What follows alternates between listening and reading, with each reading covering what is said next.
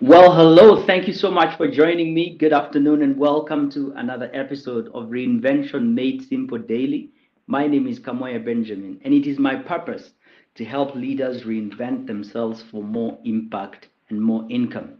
And there's always a process for really, getting more income and impact in your life. In my journey, my reinvention journey, what I've found and learned also from the masters is that you've got to master your identity. You've got to master your brilliance. You've got to know who you are. You've got to know your value. You've got to know what you carry. You've got to know what you bring to the table.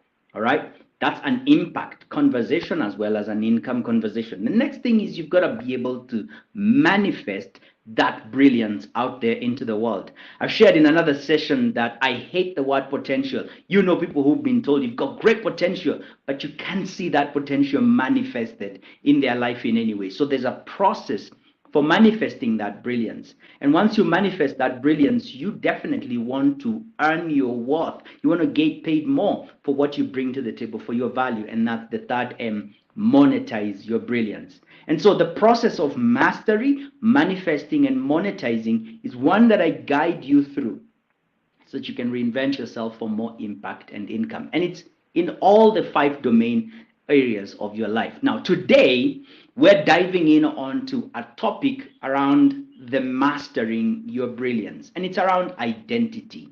It's around really articulating who are you. I know that if you're watching me, you've asked yourself this question at one point in your life. Who am I? I know that question has crossed your mind. Who am I? Now, I don't know what answer you gave to that question, but it came from within you. A desire to really articulate and define ourselves. It's a fundamental question of life. Who am I? As we grow through life, we get to a point where we really are asking ourselves, who am I? Either seeking to want to differentiate ourselves from others, or really just finding, what makes me tick? What is it that what is it I'm about? Am I just another floating butterfly? A butterfly, by the way, is very beautiful. So they're going to come out based on the caterpillar and how it looks like. I mean, or the other is, am I just another tree or thing just floating here in space, adding no value and consuming a lot of oxygen? We all want to mean something. We all want to count for something. And it's a fundamental question of life. It's the question that comes from within us so that we can fully express ourselves and impress our uniqueness on the earth.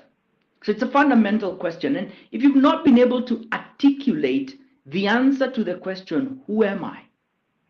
When you ask yourself, or people ask you, who are you?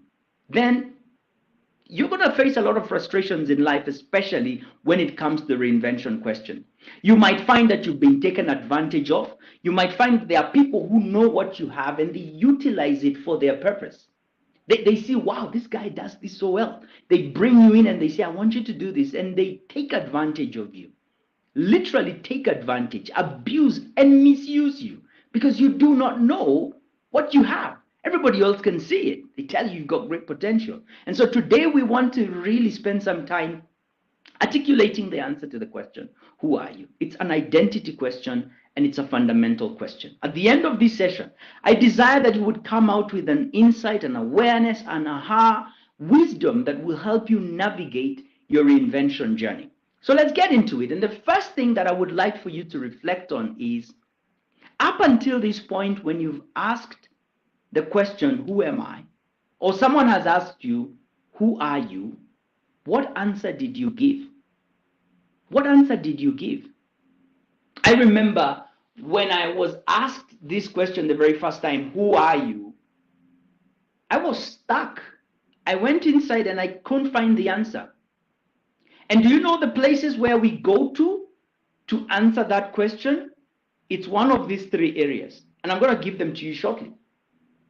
But where is this coming from? Why are we seeking to answer that question from one of these three sources? It's because when we are growing up, we are socialized. Society tells us that this is what it is to be a good man or a good woman. Society indicates to us that this is what success looks like. Society gives us parameters. It's almost like there's a code book and a rule book that society gives you that tells you this is what it is to become a person. I've shared with you the story of how my mom at 8 years old, when we were in our kitchen, she looked at me straight in the eye and she said to me in native language, "Wetu emodo," translated, "Make yourself someone."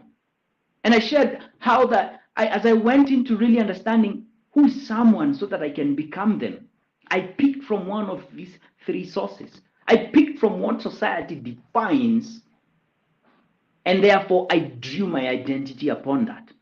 And maybe, like me, you have based your identity around one of these three areas. Now, before I get into those three areas, let's talk about the sources of identity. One is a socialized mind, okay? One is a socialized mind, what I'm talking about, society. The second one is, religion or faith.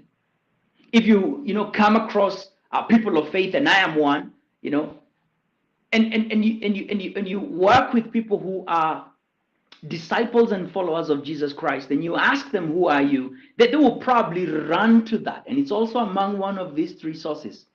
Okay, it's one of these three areas. And they will run to that and they will say something like, I'm a child of God.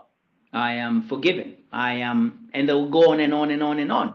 And they'll give you a definition that is around those religious lines.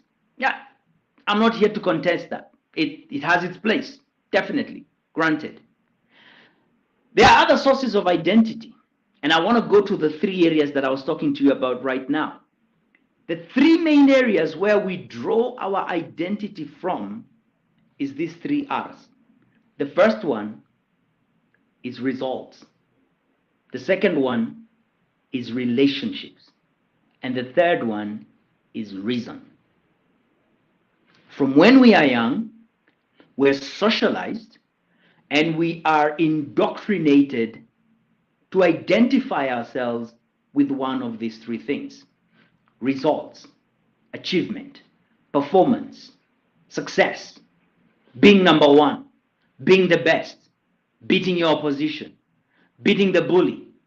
Anything that just makes you come on top is celebrated by parents, by society. And whenever we're connecting with our uncles over the holidays, they're asking you, what number did you become? What is your score in mathematics? What is your score? And by the way, these are important things. You need to really, score your A's. I mean, get good at that stuff. Get good at that stuff. The problem is that we quickly identify that, wait a minute, I'm defined based on my performance.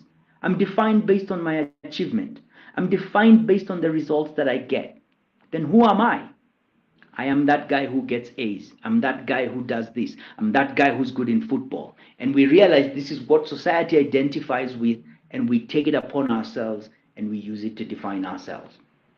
Most of the time, if you meet people in a room for networking, dinner, or whatever forum you're connecting with people, hey, tell me a bit about yourself. Who are you? People say, I'm the manager in this bank. I'm an engineer. I am, and they give you something that is connected with their results, with their achievements, with their performance. That has its place, but it's not who you are. That's what you do. That's not who you are. Before you are an engineer, before you are a banker, before you are whatever it is that you use to define yourself based on your career, before I get up and tell people I'm a coach, before I was a coach, a trainer, and a speaker, who was I? And that's what I want us to go into today as we define ourselves in that way. The second wrong way to actually define ourselves is to use a relationship. Many times in my coaching sessions, I ask people, who are you? And they'll say, I am a mother, I am a brother, I am a father, I am a husband, I am a daughter, I am a sister, all those stuff, including part of the religious stuff is I am a child of God. Yep, that has its place. We're not saying that you're not those things, but that's not the answer that we're looking for when we ask you the question, who are you? The question of identity comes from within to really identify our uniqueness. And before you are a mother, sister, brother, cousin, uncle, dad, husband, whatever that may be, you are someone. You are someone. And it's important for us to articulate that and not hide behind the relationships that we have in life. Again, society tells us that who you know, who you're connected to, the name that you drop at any given time kind of identifies you with someone and gives you some leverage and mileage. We're seeking that mileage. We're seeking to identify ourselves with something or with someone. So what do we use? Relationships. Again, an insufficient source of identity. Let's go to the third one, reason. Reason has got to do with intellect. It has got to do with smartness, sharpness. It has got to do with being book smart or being just brilliant in one way or the other. From when we are growing up, we're really told, hey, get A's in maths, get A's in every subject. And we pursue that. And you see that the guy who gets number 1, number 2, number 3, those people are really celebrated. And the rest of you, you're just here to fill the bus. But we celebrate the number 1. We celebrate the number 2. We celebrate the number 3, even in sports. Now, there has to be a measure of, performance in one way or the other. But the question is not whether we celebrate the number 1, 2, and 3. The question is, what do we do with those who are from number 4 all the way to number 37? Do we take a moment to identify what it is that they're good at? What is it that they bring to the table? But because those are the cues that we're picking up as we grow up, we quickly identify that reason, intellect, is a key thing to define myself around. And so we pursue it. And when people ask us who we are, we give them that number in intellect. I am the number 1. I am the greatest. I am the smartest. I am there. Again, it's intertwined between the results that we get, the relationships that we have, and the reason that we've developed. Again, those things have their place in life, but they are insufficient sources of identity. They're insufficient sources of identity because this is the flip side of using those as a source of identity. If you are not really good in maths, if you're not really book smart, if school is not really happening for you, and those are the only parameters that you've seen in life as being a source for identity, the narratives that begin to go on in your mind is that I am no one because I don't get A's.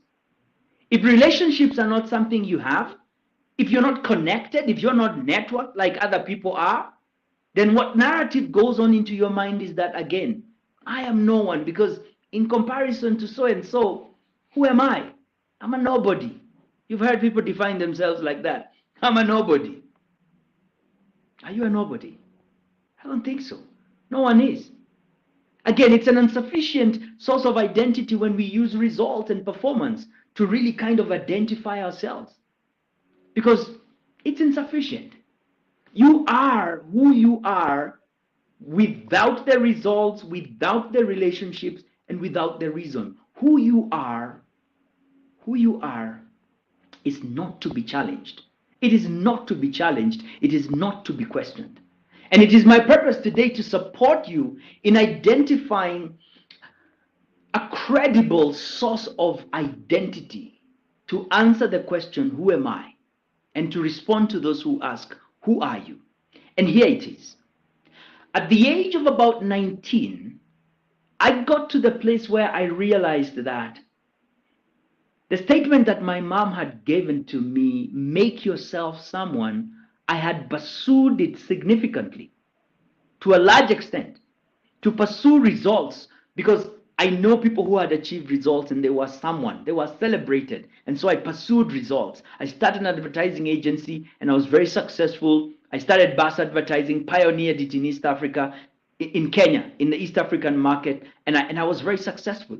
I got clients, I pushed it, and I got paid a lot of money. At the same time, I began to pursue relationships. I endeared myself to people so that they could love me, like me, and accept me. I wanted approval. I wanted them to say that I am someone. And I licked their boots, and I went beyond borders so that they could love me, accept me, and say, that's the guy. And I also pursued reason. I went to school because I wanted to say, hey, look here, I have a master's. Hey, look here, I'm learned. Hey, look here, I know this. Hey, look here, I'm a master at this. Again, key things to achieve in life. but not a sufficient source of identity. I got to the point where I realized that those three measures, results, relationships, and reason, they were not sufficient to identify myself. Because I noticed that whenever I failed, I lost my identity. I became my failure. I became my failure. I became my failure. Whether in school, I became my failure in results in business, and I became the rejection story. And I took that on with me. That's why it's insufficient. But through that process, I was very fortunate to connect with mentors who gave me books by John Maxwell, and I began to read the 21 Laws of Leadership. I began to define the leader within me. And this is one of the things that came up for me very strongly in that study. That I have strengths, that I am gifted, that before I was conceived in my mother's womb, I was a concept in the mind of God. I was a concept in the mind of God. That he knew who this guy is, what this guy should do, and therefore I was fitted with every resource, fitted with every ability to execute upon that assignment, mandate, agenda, calling, whatever you want to call it. And that took me down a path to really identify who I am at the core. What are my patterns? What are my patterns? What are my patterns? What is it that makes me tick? What is it that makes me excited? What am I drawn towards to do? What do I do with the least effort? I began to identify my patterns. I began to identify what I'm good at. Because remember, function always precedes design. Function always precedes design. What do I mean by that? I mean that before we decide to build something, we're always brought to that point of creating and designing by a need. The need for something, the function that we want it to perform, the problem that we want it to solve comes before we design the thing. We never design something as human beings and then ask the question, what are we going to do with this thing? Can we get guys on a 4-day seminar? Let's get into breakout groups and look at it and then imagine what we're going to do with this thing. Never. There's always a need. There's always a function that we want this. There's a function that we need carried out. There's an outcome we want to create.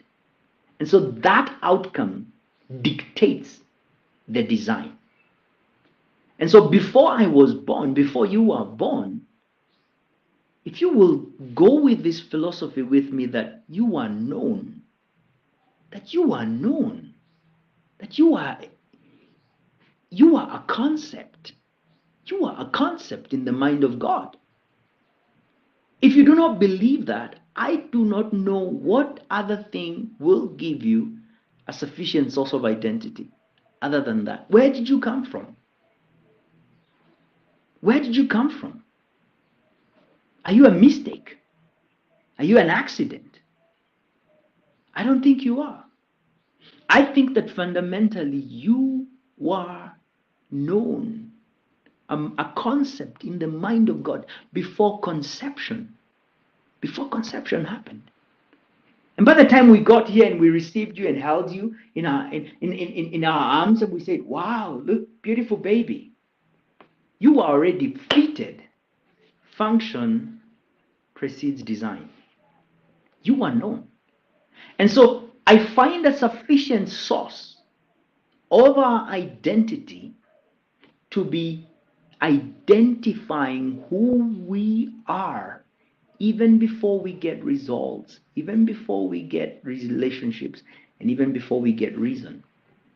And again, we'll go back to those three, but not so that we can define them, ourselves against them, not to define ourselves against them, but to find achievement data, to find evidence that this I do well, this I do not struggle to do. I'm already equipped and fitted to do this. The same way, when you open a drawer and you have a ripe mango in your hand, you do not look for the most blunt thing in there. You look for a knife. And when you look at a knife, it has been designed a way that suggests that this sharp edge is supposed to cut something. The same thing with a spoon. You're not going to, drink your soup using a fork. You'll never achieve it.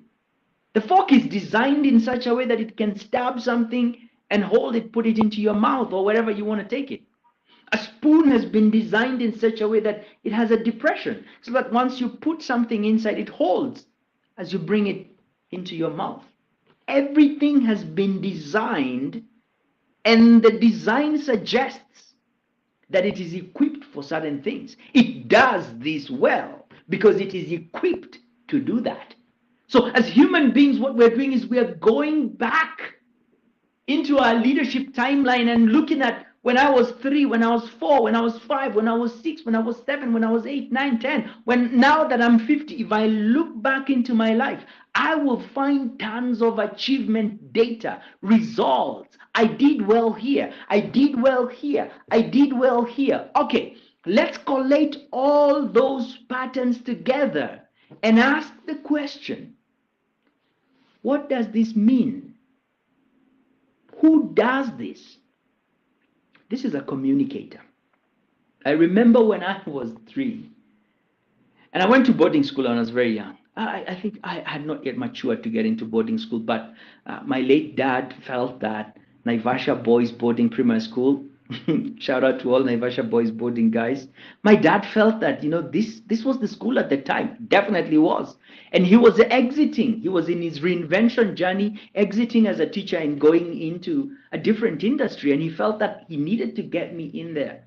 My brother was already in Naivasha boarding, and so I went in, and I guess I was a little bit young. But guess what I was doing during prep time? I was standing on the desk. By the way, I have no recollection of that story. I was standing on the desks and I was entertaining people. Guess who always made it to the noisemakers list? Yours truly. Do you see where the gift is? There is a pattern in your life that just says, this is who you are. This is who you are. This is who you are. This is who you are. And when I look at what I did in school, I was in the drama club. When I look at what I did in school, I was in the art club. I was drawn to creativity.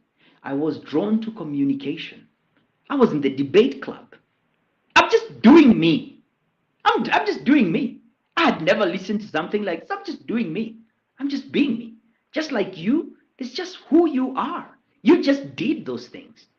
And so now the key idea here is not to use those accomplishments as a way to define who you are, but to identify the core gifts, strengths, abilities that power that thing which you did. I was in the debate club not because I am a debater, but because I'm a communicator. I was in the drama club and did very well, not because I am a dramatist, whatever they call them, but because I'm a creative. I was recording, using a camcorder, recording in church where I was and volunteering those gifts without having ever gone to school. Not because I'm a videographer, but because I'm a creative. I was out there playing drums in the church and I had never gone to drum school because I'm a creative. And the moment I got a laptop and a computer and I began to work on Corel Draw, it just came easily for me to design flyers, graphics, logos, posters, flyers, all those things. I designed them easily. There was flow, not because I'm a designer, but because I'm creative. There's a spring. There's a spring of creativity. That it doesn't matter which area I go into, I will flourish, I will thrive, because I am a creative. Now, that's the same thing that I'm encouraging you to do. Define yourself, not based on your accomplishments, but based on the skill, talent, ability that powers that accomplishment. Because if I define myself today as a videographer, I will not be a videographer forever. My role actually has changed significantly. And the different roles that I have played, if you look at the different business cards I have held all my life, all those business cards read something different.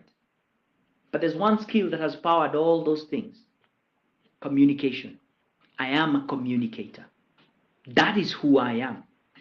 That is what I was created to do. That is what was fitted within me. That is what was coded within me.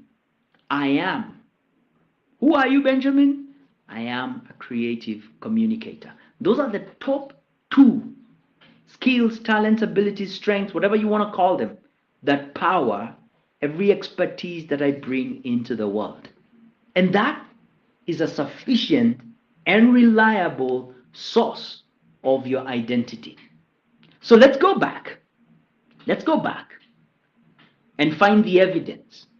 Let's go back and identify what it is that we're good at.